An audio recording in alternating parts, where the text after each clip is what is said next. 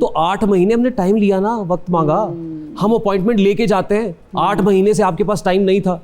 तो जिस वक्त हम गए उस वक्त आपने टाइम दिया ना हमें, यानी आप चाहते थे। और मैं आपको ये भी बता दूं कि उस वक्त उनकी ख्वाहिश थी कि हम उनका पॉडकास्ट करें। अच्छा, मैं वेला सी मैं कहा चलो पॉडकास्ट कर लेने, मुंडे लूडो खेडने उन्होंने तो उठा तो पॉडकास्ट करना आ गए। मुझे भी बात करने दे, मेरे गेस्ट आए, आप बाद में आपस में वो सॉर्ट आउट कर लीजिएगा जो भी आप। मैंने पाई ये बाटी बहुत है स्पाइसी। अच्छा, मुझे ये बताइए, केमिकल इंजीनियरिंग और फिर होस्टिंग, एंकरिंग, बिल्कुल डिफरेंट फील्ड है, तो डायरेक्ट क्यों नहीं जंप किया आपने मास कम्युनिकेशन में, और वो ज़्यादा इजी भी होता। अब जो यूथ आपको देख रही है, जो यंग टैलेंट आपको देख रहा है, वो शायद इस चीज़ से इंस्पायर भी हो और वो ये समझे कि पहले केमिकल इंजीनियरिंग करो फिर जाके एंकर बन जाओ। तो ये आपने ये थोड़ा कैसे, देखिए यूथ तो बड़ी समझदार हो गई है।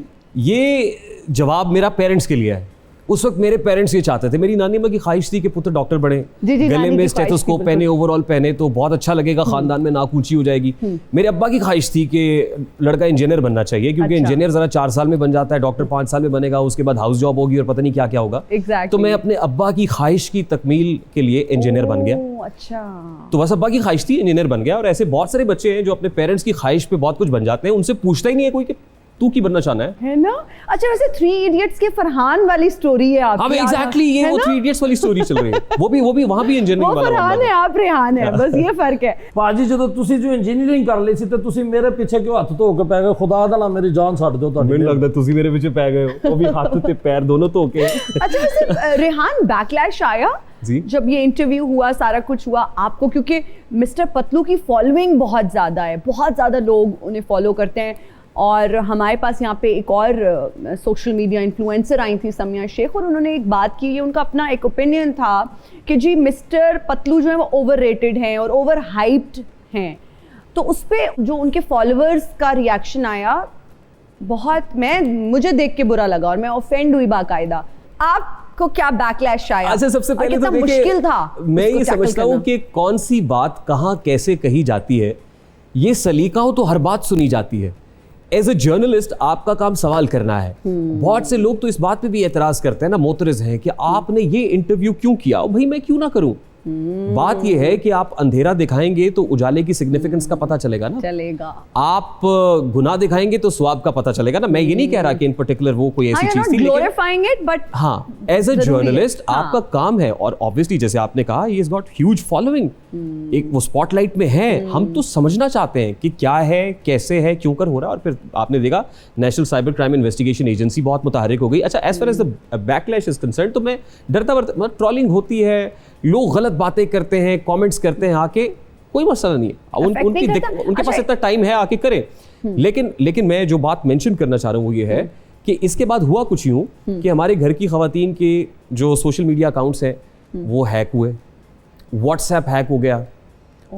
फिर वहाँ से मुझे आना शुरू हो गई कॉल्स वॉल्स के, ये क्या हुआ है जी, ये आपको तो कहा था कि आप ये ना करें। मैंने कहा कोई मसला नहीं, इसको डील करने का एक तरीका कार है। खैर वो फिर रिकवर भी हुआ और ये सब। फिर कहीं ना कहीं को फैमिली की को तस्वीरें, मेरे फ्रेंड्स की तस्वीरें, खातीन की तस्वीरें वो लगा के उनको फिर आपने तो देखा है ना, मतलब वो जो गेस्ट आपके पास आई थी, मैंने देखा है कि उनके साथ भी वैसा ही ट्रीटमेंट सोशल मीडिया पे रहा।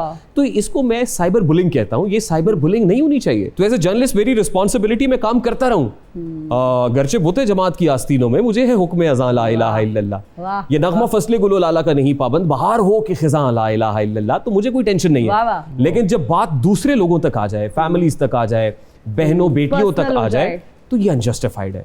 ये नहीं होना चाहिए, ये इस तरह का बैकलैश। हमारे यहाँ ऐसे इदारे हैं साइबर क्राइम को लेके, FIA they are very active और वो उस तरह से काम कर रहे हैं, या अभी उनको ज्यादा एक्टिव होने की जरूरत है? मेरा ख्याल है कि देखिए, हमारा मेन स्ट्रीम मीडिया वैसे ही इवॉल्व कर रहा है डेवलपिंग कंट्री के अंदर, वैसे ही डिजिटल मीडिया भी इवॉल्व कर रहा है। अभी हम एक ट्रांजिशन फेज के अंदर है, हमें बहुत सारी चीज़ों को समझने की जरूरत है। जैसे हमने एक सीरीज शुरू की टिकटॉक लाइव को समझने की कोशिश की। हमारी कोशिश थी कि हम समझ सकें कि क्या है।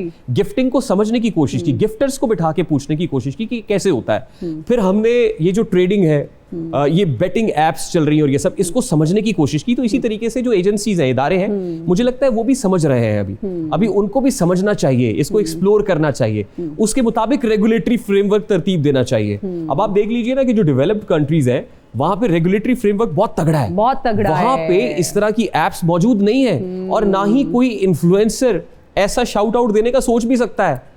जो लोग वहां काम कर रहे हैं उनके लिए हम सॉफ्ट टारगेट हैं कि यहाँ के इन्फ्लुएंसर भी आसानी से पैसे देंगे, वो शाउट आउट भी दे देंगे, पता भी नहीं है, पता भी पैसे नहीं के है। लिए they'll do it। That's it. That's how it is। तो मुझे लगता है कि अभी सीखने की जरूरत है। अच्छा, जो बेटिंग एप्स की आपने बात की, इसका जिक्र किया, अब तो बहुत जो है ना हम देख रहे हैं कि एक्शंस प्रॉपर लिए जा रहे हैं। डकी भाई और कुछ और लोगों को भी बुलाया गया है क्योंकि आप तो इंटरव्यूज करते रहते हैं। मजीद किन इन्फ्लुएंसर्स को तफ्तीश के लिए बुलाया जा सकता है? 2 खातीन का नाम सामने आ रहा इकरा था। कंवल का आया था इकरा जी? कंवल का नहीं, इकरा कंवल का नाम तो आ गया, उसके बाद अभी 2 पाइपलाइन में थे। ओके। उसमें एक तो बड़ी मारूफ इन्फ्लुएंसर हैं, टिकटॉकर हैं, जन्नत मिर्जा का नाम ओके। ज़ेरे गर्दिश था। और उसके बाद एक और इंटरव्यूअर भी हैं, मैं जर्नलिस्ट तो नहीं कहूँगा लेकिन इन्फ्लुएंसर भी हैं और वो काम कर रही हैं, तो जानते हैं मतीरा, उनका नाम लिया जा रहा था। तो इस हवाले से जो हमारी गुफ्तगू हुई इदारे से, तो इन 2 खातीन का नाम अभी सामने आ रहा था। ओके, ठीक है जी। हाँ जी, आप बताइए ये गिफ्टर्स का क्या सिलसिला है? गिफ्टर्स का सबसे पहले जी मैं बताता चलूँ, ਜਦੋਂ ਦਾ ਇਸ ਭਾਈ ਨੇ ਮੇਰਾ ਇੰਟਰਵਿਊ ਲਿਆ ਨਾ, हाँ। ਨਾ ਮੈਂ ਤੁਹਾਨੂੰ ਦੱਸਣਾ ਜੀ, ਉਸ ਤੋਂ ਬਾਅਦ ਲੋਕਾਂ ਮੈਨੂੰ ਗਿਫਟਿੰਗ ਛੱਡ ਦਿੱਤੀ ਹੈ ਜੀ। ਹੁਣ ਲੋਕੀ ਮੈਨੂੰ ਤਾਨੇ ਮਾਰਦੇ ਨੇ ਸਿਰਫ ਜੀ। ਉਸ ਤੋਂ ਬਾਅਦ ਵੇਖੋ ਜੀ, ਅੱਗੇ ਗਿਫਟਿੰਗ ਹੁੰਦੀ ਸੀ, ਉਹ ਹੁਣ ਮੈਨੂੰ ਲੋਕੀ ਗਿਫਟ ਦੇ ਵਿੱਚ ਕੋਈ ਸਬਜ਼ੀ ਦੇ ਜਾਂਦਾ, ਕੋਈ ਟਮਾਟਰ, ਕੋਈ ਆਲੂ, ਕੋਈ ਵੈਸੇ ਕੋਈ ਆਟਾ ਦੇ ਜਾਂਦਾ। ਕੱਲ ਇੱਕ ਬੰਦਾ ਮੈਨੂੰ ਗਿੱਲਾ ਲਸਣ ਦੇ ਗਿਆ ਜੀ। That is sad। Very unjustified. Interesting ਨਹੀਂ ਭਾਜੀ, ਤੁਸੀਂ ਛੱਡ ਦਿਓ, ਤੁਸੀਂ ਬਹੁਤ रेहान गिफ्टिंग ज्यादती है। वही वेरी इंटरेस्टिंग। रेहान, इतने बड़े बड़े स्टार्स, सेलिब्रिटीज बैठते हैं टिकटॉक लाइव पे जी, ये गिफ्टिंग उन्हें क्यों नहीं होती इस तरह से? ये सवाल आप वैसे मुझसे पूछते ना, क्योंकि ये मैं लीडर हूँ, मैं लेजेंड हूँ, मैं डॉन हूँ इसका टिकटॉक का। तो मैं आपको बताता चलूँ जी, जो स्टार्स बड़े बड़े बैठे हैं वो हमसे छोटे स्टार हैं। आप जरा इनकी ज़हनी साख्त का अंदाजा लगाएं। He is flying so high. हाँ तो जी। मुझे इनके बारे में किसी ने बताया, इनके एक गिफ्टर ने बताया, कहते दुबई में एक इवेंट था और उस इवेंट पे बॉलीवुड के एक बड़े स्टार संजय दत्त साहब आ रहे थे और हमने इनको कहा कि संजय दत्त के साथ आपको बिठाएंगे। तो इन्होंने कहा मैंने संजय दत्त के साथ नहीं बैठना, संजय दत्त को फेम मिल जाएगा। हाँ तो सही क्या देखो जी। God really? हाँ जी, आप इनकी ज़हनी साख्त का अंदाजा लगाइए। टिकटॉक पे हम बैठते, वहाँ पे गिफ्टिंग होती, बड़े बड़े, ये आप नहीं कर सकते। मारो बब्बर शेराज जी, शेर दे आ बच्चे आ, ये कर सकते हैं आप? नहीं, मैं नहीं कर सकता। कभी नहीं कर सकते। इसके लिए मुझे 100 साल चाहिए। नहीं कर सकता सर।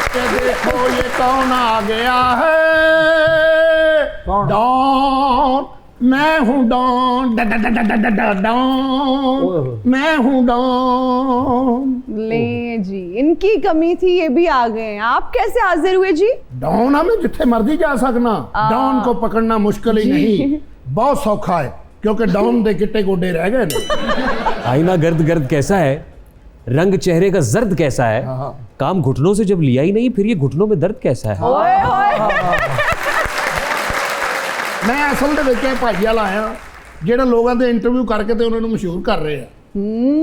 वैसे वाकई मतलब वायरल जा रहे हैं इनके सारे इंटरव्यूज, तो बड़ा अच्छा कंटेंट होता है, बहुत अच्छी गुफ्तगू करते हैं। इस लिए तो मैं इन्हां को आया कि मेरा इंटरव्यू भाजी तुसीं क्यों नहीं करते, मैं तुहानूं शरीफ आदमी लगदा। मैं क्या डॉन मरिया कुत्ता किन्नी दूर सुट के आ सकना भला? अरे इन्नी तमीज है इन्हूं पतलू नूं, है खाना खराब दा। ओ शावा शावा, सवेरे फिर सारी रात बोलदा ही, सवेरे तो कोई बोले ही नहीं जांदा, इशारे ना कहंदा।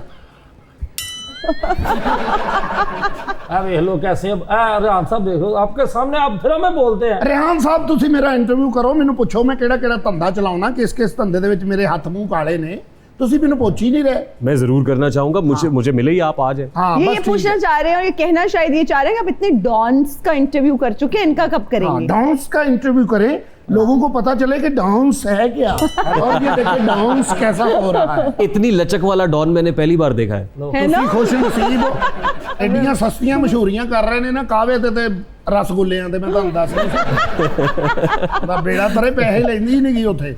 इनका बहुत अच्छा टेस्ट है, और अभी मैंने कावा पीना है, और अभी मैंने रसगुल्ले भी खाने हैं, वो तो ही करी जा रहे हैं फ्री। आपने कहाँ देख लिया वीडियो ऐसी? मैं देखता, मैं रिसर्च करता हूँ पूरा आपको। आप कहाँ दिहाड़ियाँ लगाती मुझे हैं, स्टॉक करते हैं, इसके अलावा कहाँ दिहाड़ी लगाती हैं, मुझे सारा पता है।